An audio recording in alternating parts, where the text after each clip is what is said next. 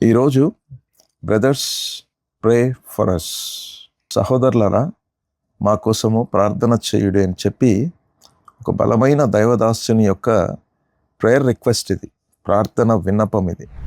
నాకు ఎలా అనిపించింది అంటే, ఈ ఫ్లైట్ చూస్తున్నారా మీరు? ఆ ఫ్లైట్లో ఉన్న పైలట్ దాదాపుగా ఎన్ని వేల కిలోమీటర్ల అనుభవం ఉన్నప్పటికీ కూడా తను ఖచ్చితంగా గ్రౌండ్లో ఉన్న ఏటీసీ పైన ఆధారపడతాడు అబ్బాయి వాళ్ళు. ఎందుకంటే అది ఎయిర్ ట్రాఫిక్ కంట్రోల్ ఆ టవర్స్ అవి మనం చూస్తాం ఎయిర్పోర్ట్స్లో, ప్రతి ఎయిర్పోర్ట్కి ఉంటుంది ఆ టవర్. అది ఆ కంప్యూటర్లో ఈయన చూస్తున్నాడు చూడండి, కొన్ని వేల ఫ్లైట్స్ వాళ్ళు చూస్తారు అబ్బాయి.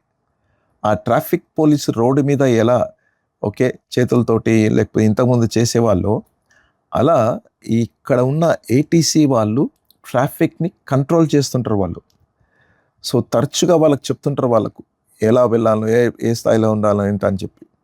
ఒకవేళ నేను ఎక్స్పీరియన్స్ ఉన్నానండి, చాలా పర్లేదులే మీరేముంది కానీ అని చెప్పి ఆయన చేసుకోనికే వీల్లేదు. ఎందుకనంటే ఆ ట్రాఫిక్ అనేది వీళ్ళకి కనబడుతుంది, వాళ్ళకి కాదు. వాళ్ళకి కనబడుతుంది ఆశ్చర్యగాలి మొత్తం ఆ ట్రాఫిక్ అంతా కూడా, అంత ట్రాఫిక్ నేను చెప్తున్నాను. సో కనుక they completely depend upon the ground work అబ్బాయి, కంప్లీట్లీ దాని మీద ఆధారపడతారు వాళ్ళు. నేను ఎందుకు చెప్తున్నాను అంటే, అపోస్తలుడైన పౌలు మొదటి తెస్సలోనికి రాసిన పత్రిక 5:25 ఏమంటాడంటే, సహోదరులారా మా కొరకు ప్రార్థన చెయ్యుడి అని అంటాడు ఆయన. అంటే ఈయన ఇంత ఎక్స్పీరియన్స్ కలిగిన వ్యక్తి, సామాన్యుడు కాదు ఆయన. ఆయన సింప్లిసిటీ, ఆయన ఎమోషన్ చూడండి ప్రియులారా ఎలా ఉందో అసలు. యాక్చువల్లీ ఆయన తగ్గింపు, ఆయన భావం చూడండి ఎలా ఉంది, ఎంత ఆధారపడుతున్నాడో ఆయన. ఆయన కోసము ప్రార్థన చేసేవాళ్ళు సహోదరులు మాత్రమే, విశ్వాసులు మాత్రమే, ప్రార్థన వీరులు వాళ్ళు.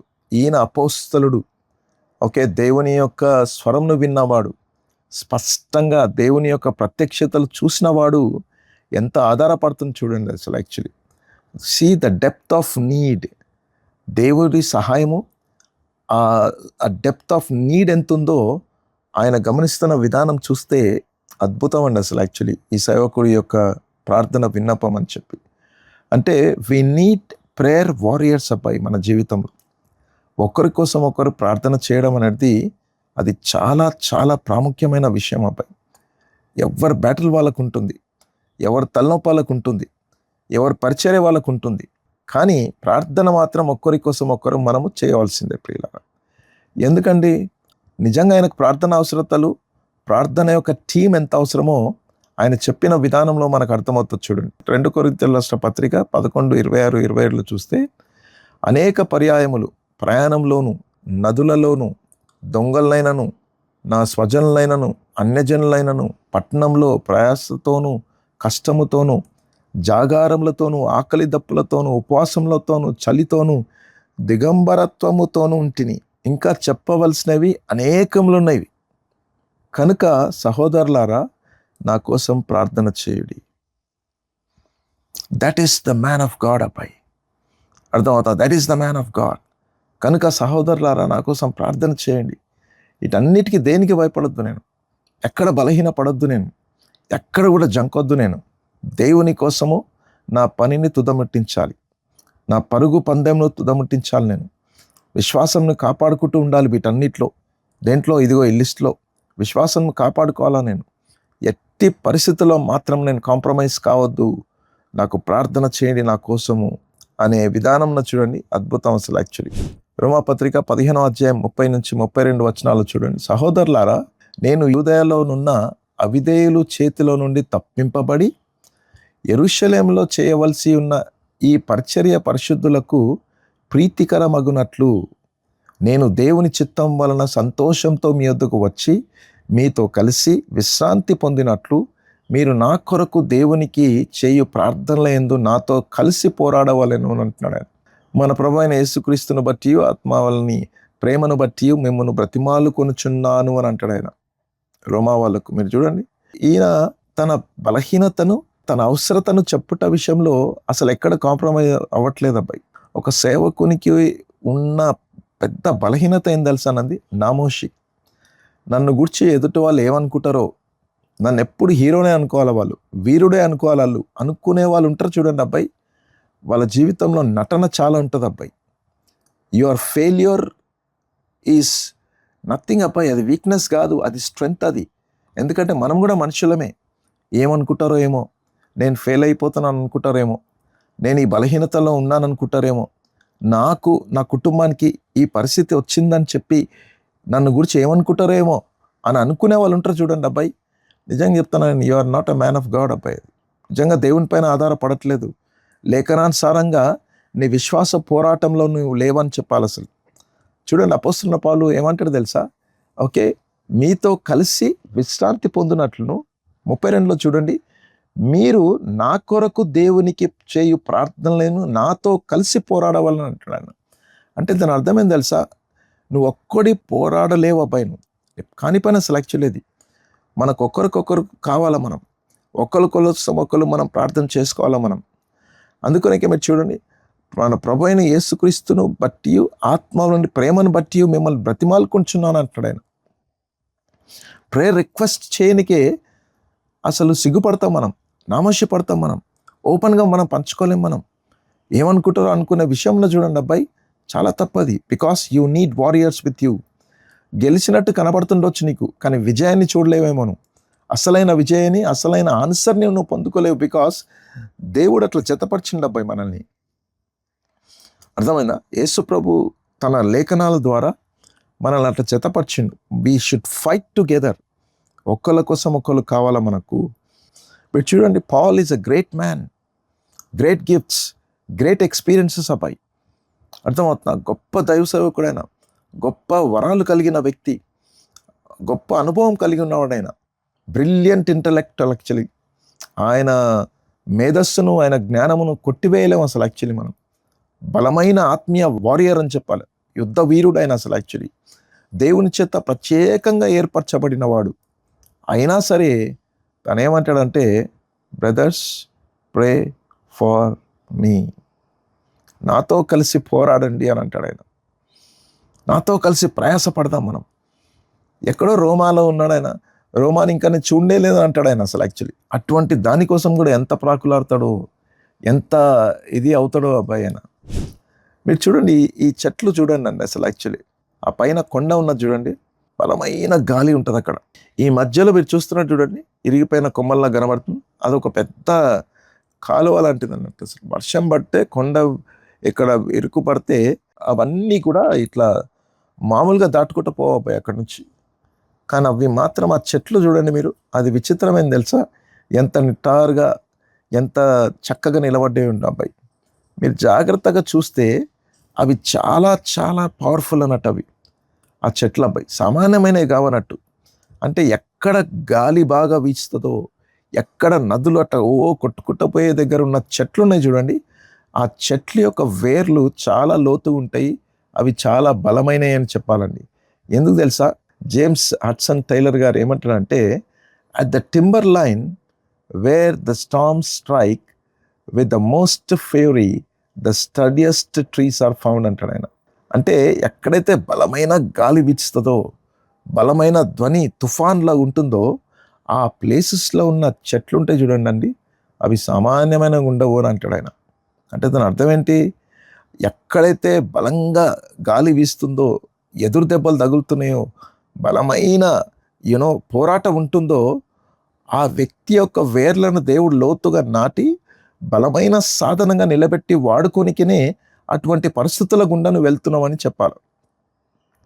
లేకపోతే మనం నిలబడలేం, మన వల్ల కాదబ్బాయి అది అసలు. యాక్చువల్లీ ఎందుకు తెలుసా? మీరు చూడండి, మళ్ళీ రోమాపత్రిక 15:32 అంటాడు ఆయన, మీరు నా కొరకు దేవుని చేయు ప్రార్థనలందు నాతో కలిసి పోరాడండి అంటాడు ఆయన. Fight with me because I'm fighting. నేనేం కాంప్రమైజ్ అయ్యట్లేదు, నేనేం కూర్చోట్లేను ఇక్కడ. I'm in the war. నేను వార్లో ఉంటా. మీరు ఇంట్లో ఉండి ప్రార్థన చేయండి.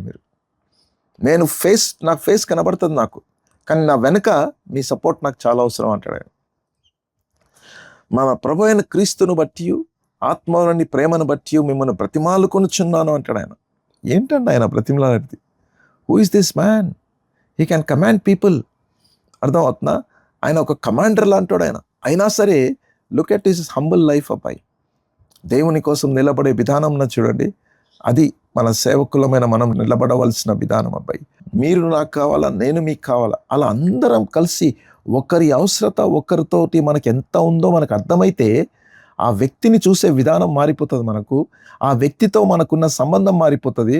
అంత మాత్రమే కాదు, ఆ వ్యక్తిని మనం ప్రేమించే విధానం మన చూడండి, అది క్రీస్తు ప్రేమతో ఉంటుంది అబ్బాయి మనకు.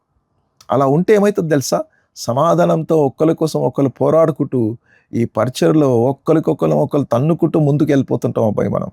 మీరు చూడండి, బెంజమిన్ నెతన్యాహు మధ్యలో ఉన్న ఆయన ప్రైమ్ మినిస్టర్ ఆఫ్ ఇజ్రాయెల్ అని చెప్పి, యుద్ధాలు ఎన్ని జరుగుతున్నప్పటికీ కూడా అబ్బాయి, ఆయన ఎన్ని సవాళ్ళు చెప్పినా ఎన్ని తిరిగినా సరే గ్రౌండ్ వర్క్లో ఉన్న వారియర్స్ లేకపోతే ఆయన ఏమి చేయలేడు ఆయన. అందుకని ఎప్పుడైతే ఇది స్టార్ట్ అయిందో భూలోకంలో ఉన్న ఇజ్రాయేలీయులు యవనస్తులందరికీ పిలిపించిండు ఆయన, వచ్చేసేయండి మీరు ఈ దేశానికి అని చెప్పి. ఎందుకంటే వాళ్ళు లేకపోతే ఆయన ఏం చేయలేడు. ఆయన పేరుకు ఎవరండి ఆయన్నే అంటారు జనాలు. ఎవరండి గెలిచిందనంటే బెంజమిన్ నెతన్యాహు అంటారు. కానీ పోరాడింది ఎవరండి గ్రౌండ్లో? సోల్జర్స్ అబ్బాయి, వారియర్స్ అల్వల్. వాళ్ళు చేస్తున్న పని అసలు యాక్చువల్లీ. సో కనుక నాయకుడు ఉండాలి, నాయకునితో నిలబడాల్సిన సోల్జర్స్ కూడా ఉండాలి, సైనికులు కూడా ఉండాలి అబ్బాయి. ఇద్దరు చాలా అవసరం అక్కడ. వాళ్ళు both are very very important అబ్బాయి. కనుక మనం పోరాడవలసింది మీరు గమనించండి ఎంత గొప్పగా ఉంటుందో అబ్బాయి. అపోస్తలుడైన పౌలు దగ్గరికి వెళ్దాం మళ్ళీ. 1 కొరింథీయులకు రాసిన పత్రిక 15:10 అంటాడు ఆయన, అయినను నేనేమై ఉన్నానో అది దేవుని కృప వలనే అయి ఉన్నాను, మరియు నాకు అనుగ్రహింపబడిన ఆయన కృప నిష్ఫలము కాలేదు. ఎందుకు తెలుసా? ఎందుకనంటే వారందరికంటే నేను ఎక్కువగా ప్రయాసపడి తిని అని అంటాడు ఆయన. ఇది ఏంటి తెలుసా? దేవుడు మనందరికీ కృపనిస్తాడు అబ్బాయి. షిప్ యార్డ్లో చూడండి, ఒకళ్ళు వెల్డర్లు ఉంటారు, ఒకళ్ళు ఫిట్టర్లు ఉంటారు, ఒక్కొక్కరు ఒక్కొక్క వృత్తి కలిగిన వాళ్ళు ఉంటారు అబ్బాయి. అందరం కలిసి పనిచేయాలి, అందరికీ టాలెంట్ ఉంటుంది, అందరికీ ఆ కృప ఉంటుంది. ట్రైన్ చేసి పెడతారు అట్లా వాళ్ళని అందరినీ. అర్థమవుతున్నా? ఆ కృప, దేవుడిచ్చిన కృప నిష్ఫలము కానివద్దు మన లోపట. ఏం చేయాలండి నిష్ఫలం కావద్దనంటే అసలు అందరికన్నా ఎక్కువగా ప్రయాసపడాలి మనం.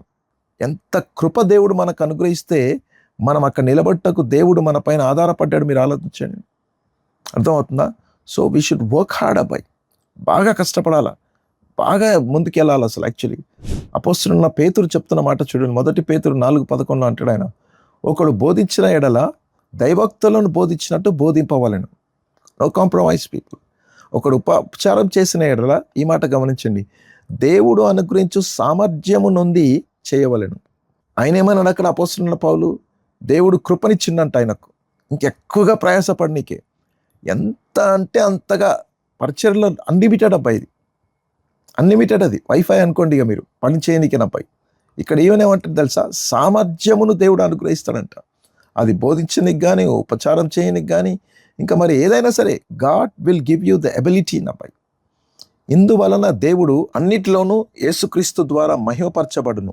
దేవుడు మనకు అప్పగించిన పని ద్వారా కూడా దేవుడు మహిమను పొందుతాడంటున్నాడు. ఎందుకు తెలుసా?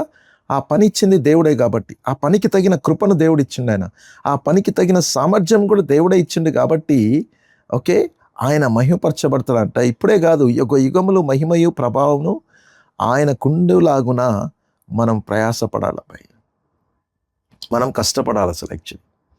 ఒళ్ళు దాచుకోకుండా పని చేయాలి అసలు యాక్చువల్లీ. దేవుని పనిలో ఉన్నపై ప్రార్థన చేస్తుండాలి, ఒకరి కోసం ఒకరు పోరాడుతుండాలి, పని కూడా అదే స్థాయిలో మనం ముందుకు వెళ్తుండాలి అబ్బాయి. మళ్ళీ చూడండి, హెబ్రీలకు రాసిన పత్రిక 13:20-21 ఉంటుంది. గొర్రెల గొప్ప కాపరి అయిన యేసు అను మన ప్రభువును నిత్యమైన నిబంధన సంబంధమగు రక్తమును బట్టి మృతుల్లో నుండి లేపిన సమాధానకర్త ఒక దేవుడు యేసుక్రీస్తు ద్వారా, గమనించండి ఇప్పుడు ఈ మాట, తన దృష్టికి అనుకూలమైన దానిని మనలో జరిగించుచు ప్రతి మంచి విషయంలోనూ తన చిత్త ప్రకారము చేయుటకు మిమ్మును సిద్ధపరచునుగాక. యేసుక్రీస్తుకు యుగ యుగములకు మహిమ కలుగునుగాక. ఆమేన్. ఎంత ఆశ్చర్యం అబ్బాయి. కొన్ని వచనాలు మీకు తెలుసా, ఆ సందర్భంలో దిగితే కానీ అర్థమవుతుంది అబ్బాయి. ఇప్పుడు మామూలుగా హెబ్రీ పత్రిక చదువుకున్నాం అనుకోండి, 13వ అధ్యాయము, ఇంతలా స్పష్టంగా కనబడదు ఇది. కానీ ఆ వెలుగులో చూస్తే డిఫరెంట్ ఉంటుంది. ఎందుకు? మళ్ళీ చూడండి, మళ్ళీ చెప్తున్నా మీకు నేను. అపోస్తలుడైన పౌలు ఏమంటాడు? ఆయన కృప నిష్ఫలం కాలేదు, నేను ఎక్కువగా ప్రయాసపడుతుని, ఎక్కువగా ప్రయాసపడగల కారణం ఆయన కృపయే, కనుక నేనేమై ఉన్నాను? ఆయన కృపనై ఉన్నాను, ఆయన కృప వలనే అంటాడు ఆయన. సరిపోయింది అది. ఇక్కడ ఈయన ఏమంటాడు? పేతురు ఏమంటాడు? దేవుడు అనుగ్రహించు సామర్థ్యం అని అంట మనకది. సో మనకున్న ఎబిలిటీ నువ్వు గొప్పగా చెప్పుకొని కాదు, ఇట్ ఈస్ యోర్స్. దేవుడు నీకు అది ఇచ్చిండు, అది అంతే. అది ఆ పర్మిట్ నీకు ఇచ్చిండు దేవుడు. అది హెబ్రీ పత్రికలు ఏమంటాడు ఆయన, తన దృష్టికి అనుకూలమైన దానిని మనలో జరిగించు ప్రతి మంచి విషయంలోనూ తన చిత్త ప్రకారం చేయుటకు దేవుడు మనల్ని సిద్ధపరిచిండు. కాబట్టే నువ్వు ఆ ప్లేస్లో ఉన్నావు ఈరోజు.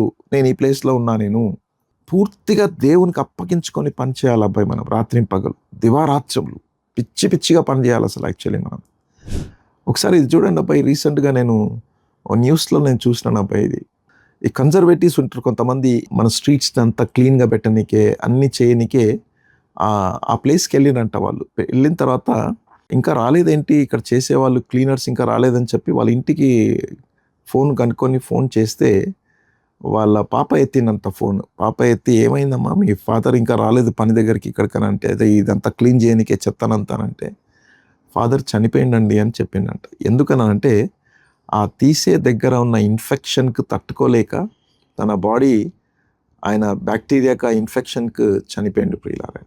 ఇది నేను కొద్దిగా రీసెర్చ్ చేస్తే అబ్బాయి, ఇక్కడ చూడండి, sewers cleaners in India risk their lives for just $80 per month అంట.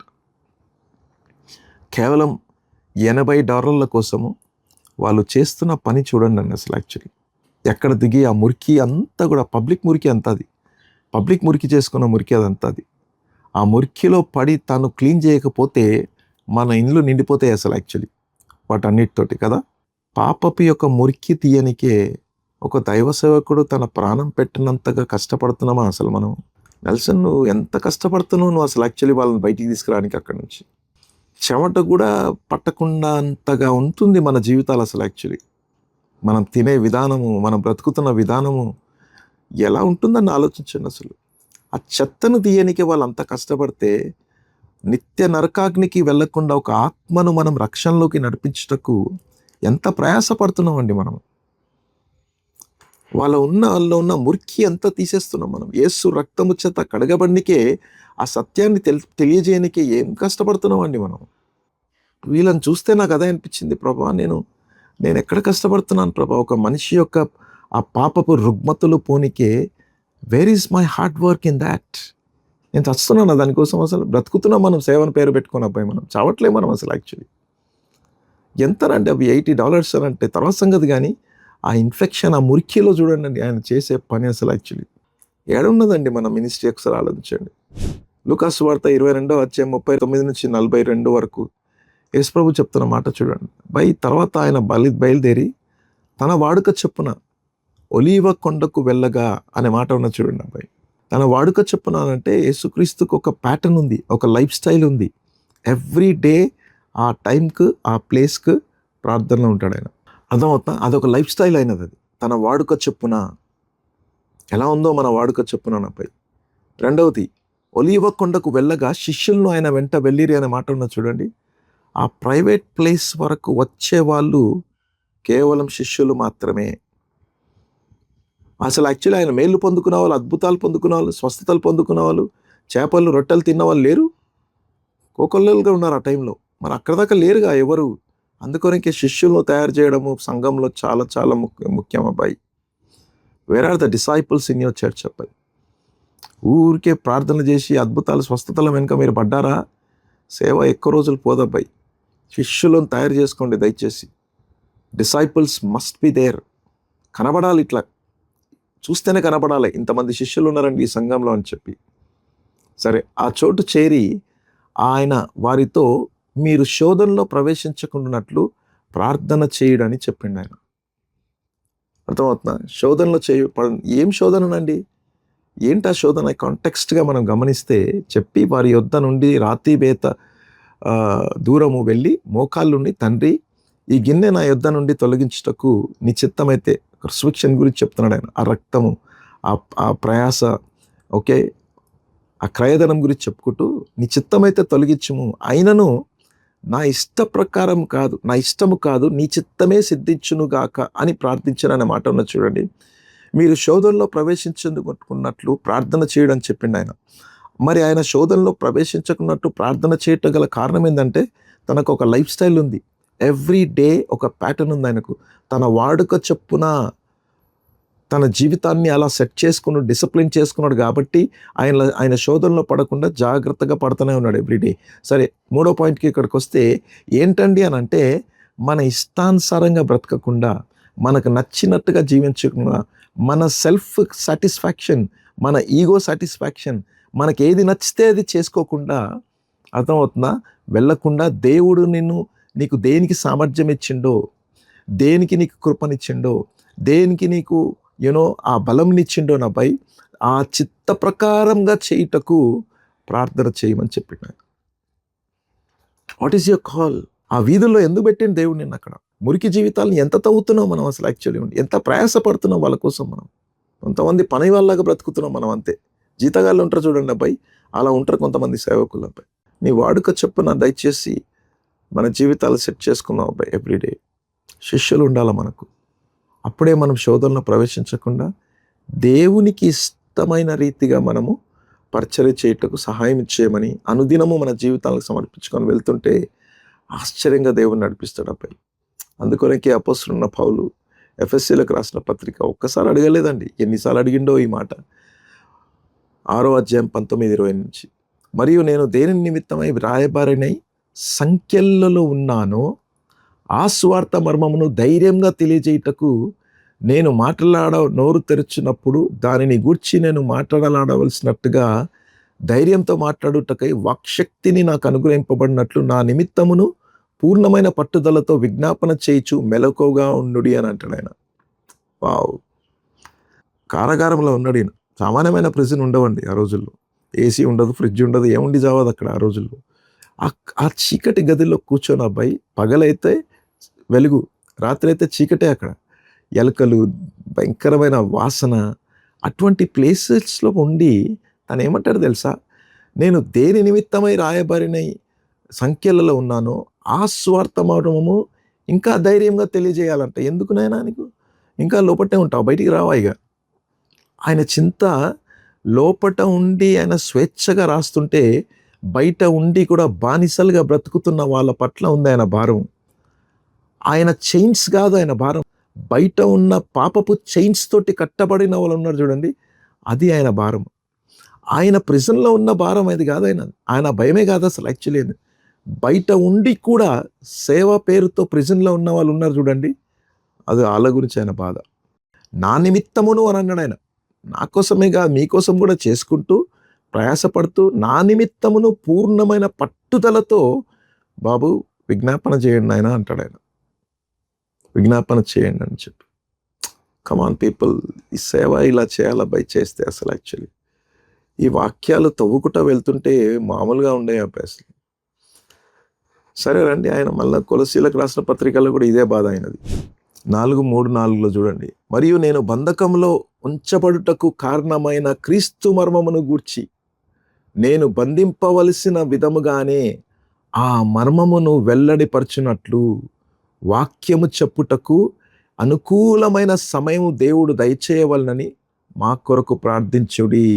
బీయింగ్ ఇన్ ప్రిజన్ అంటే తను ఏమంటాడంటే, బాబు బయట బాగా అవకాశం వచ్చింది, పరిచర్య చేసినాం, పట్టుబడ్డం, లోపడబడ్డం. ఇప్పుడు మనం ఇక్కడ కూడా ఉన్నారు లోపట.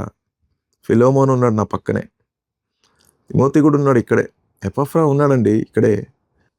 అలా ఎంతమందిని నడిపించుకున్నాడు. సో కనుక వీఆర్ పీపుల్ పర్సన్. నేను చెప్పేది అది దొరికితే అది బంధకంలో ఉన్న, హాస్పిటల్లో ఉన్న, విజిటింగ్లో ఉన్న, కూరగాయల దగ్గర ఉన్నా సరే, మీరు మటన్ తెచ్చుకోనికి వెళ్ళినా, చికెన్ దగ్గరికి వెళ్ళినా సరే, అరే పాస్టర్ గారు వస్తున్నా, వందనాలు పాస్టర్ గారు, రండి సార్. అసలు ఎక్కడ దొరికితే అక్కడ అబ్బాయి మనుషుల్ని ఎలా టచ్ చేయాలని చెప్పి మన ప్రయాసం ఉండాలి అబ్బాయి. When you pray you may not always get what you ask, but you shall always have your real needs met అబ్బాయి. అద్భుతమైన మాట ఇది. నువ్వు ప్రార్థన చేసినప్పుడు అబ్బాయి, నువ్వు అడిగిందల్లా పొందుకున్నామనంటే కాకుండా వచ్చేది. కానీ నీకు ఏది కావాలనో, కరెక్ట్గా నీకు ఏది అవసరమైందో అది మాత్రం ఖచ్చితంగా మనం పొందుకుంటాం అబ్బాయి. అర్థమవుతా? ఖచ్చితంగా పొందుకుంటాం. ఆ విషయంలో తిరుగులేదు అసలు యాక్చువల్లీ. సో కనుక అబ్బాయి గుర్తుపెట్టుకోండి, ప్రార్థనలో గడుద్దాం మనం మంచిగా. ఒకరి కోసం ఒకరు ప్రార్థన చేసుకుందాం. దేవుడు మనకిచ్చిన పనిలో ప్రయాసపడతాం. అర్థమవుతుంది. ఎంత కష్టమైనా సరే, ఎంత నష్టమైనా సరే, ప్రభువా నేనున్న ప్రిజన్ అనుభవంలో ఉన్నప్పటికీ కూడా నేను ప్రయాసపడే కృపను దయచేయమని చెప్పి ప్రార్థన చేద్దాం మనం. So keep praying people. Let this text or thoughts be your prayer guide. మీకు నిజంగా కావాలనుకుంటే అపోస్తలుడైన పౌలు అడిగిన ఆ వచనాలని చూడండి, ఆ వచనాధారంగా ప్రార్థన చేయండి. Imagine what can God do people through your life. అప్పుడు చూడండి దేవుడు ఏం చేయగలడు మీ జీవితం ద్వారా. ప్రియులారా, అపోస్తలుడైన పౌలుకు, పేతురుకు, చార్ల్స్ స్పర్జన్ గారికి దేవుడు వాళ్ళకిచ్చిన కృప మనకును దయచేసి బలంగా తన సాధనాలుగా మనం వాడుకుంటూ ఆయన నామాన్ని గొప్ప చేసుకొని యుగ యుగముల వరకు ఆయన మహిమను పొందునుగాక. ఆమేన్, ఆమేన్, ఆమేన్.